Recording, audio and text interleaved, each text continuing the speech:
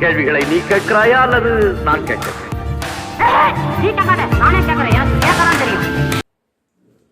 வணக்கம். சிவசேனா அமைச்சர் ஷிர்சாட்டின் பணப்பை video viral ஆக்கிக் கொண்டிருக்கிறது. எதிர்கட்சிகள் அவர்கள் பதவி விலக வேண்டும் என்று கேட்டுக் கொண்டிருக்கிறார்.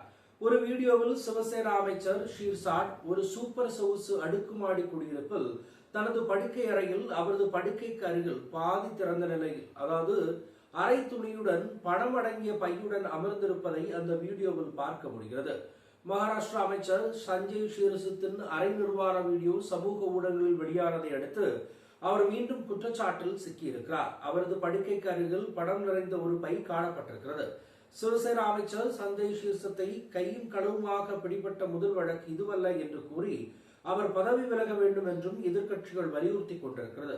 முதலமைச்சரும் உள்துறை அமைச்சரும் தேவேந்திர பட்னாவிஸ் பணத்தை லஞ்சமாக பெறும் ஊழல் அமைச்சருக்கு எதிராக தைரியமாக நடவடிக்கை எடுப்பாரா என்று என்சிபி சமாஜ்வாதி கட்சியின் செய்தி தொடர்பாளர் கிளைட் கிராஸ்டோ கேள்வி எழுப்பியிருக்கிறார். எனவே ஷிண்டேவின் எம்எல்ஏவுக்கு 50 கோகே சப் குச் ஓகே என்ற டேக் கிடைத்திருக்கிறது.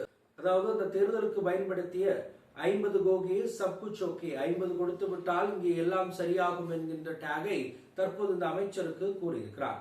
ஷிண்டா சேனா தலைவரும் சமூக நீதி அமைச்சருமான சஞ்சய் ஷிர்சத் தனது வீட்டில் ஒரு பெரிய பை நிறைய பணத்தை வைத்திருப்பதாக காட்டும் வீடியோவை முதலில் பகிர்ந்து கொண்டவர் சிவசேனா மாநிலங்களவை உறுப்பினர் சஞ்சய் ராவத்.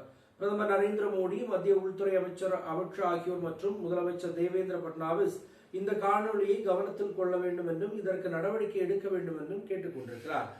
இதே விஷயத்தில் ஷிர்சத் இதற்கு முன்னதாகவும் பிரச்சனையில் மாட்டிக்கொண்டிருக்கிறார்.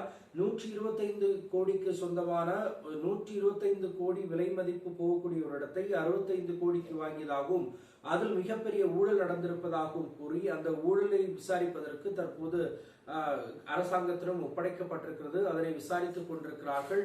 இந்த பணம் எங்கிருந்து வந்து கேட்டதற்கு நான் மிகப்பெரிய அளவில் டயர்டாக இருந்தேன், அதனால் படுப்பதற்காக தான் என்னுடைய ரூமிற்குள் சென்றேன், அங்கே பணம் வைத்து என்னை ஏமாற்றி இருக்கிறார்கள், புகைப்படம் பிடித்திருக்கிறார்கள் என்று ஷிர்சாத் இதை அனைத்தையும் மறுத்துக் கொண்டிருக்கிறார். உண்மையிலேயே அங்கே என்ன நடந்திருக்கிறது, அந்த பணம் எதற்காக அங்கே கொண்டு வரப்பட்டது என்கின்ற பல விஷயங்கள் கேட்கப்படுகின்றன. 2019ஆம் ஆண்டில் அவரது அதிகாரப்பூர்வ அறிவிக்கப்பட்ட வருமானம் ரூபாய் 3 கோடியாக இருந்தது.